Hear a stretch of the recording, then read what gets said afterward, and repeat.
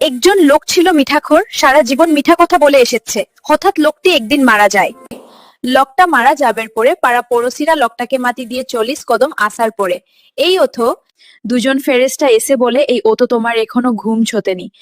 লোকটা উঠে বলে, তোমরা কারা? দুজনেই বলে, আমরা ফেরেশতা, তোমার হিসাব নিতে এসেছি।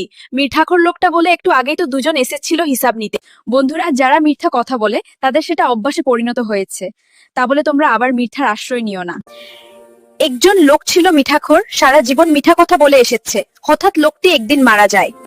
লোকটা মারা যাবার পরে পাড়া পড়োশিরা লোকটাকে মাটি দিয়ে 40 কদম আসার পরে এই অথো দুজন ফেরেশতা এসে বলে, এই অতো তোমার এখনো ঘুম ছোটেনি।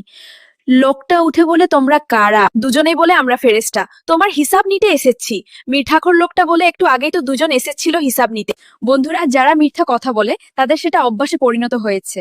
তা বলে তোমরা আবার মিথ্যার আশ্রয় নিও না।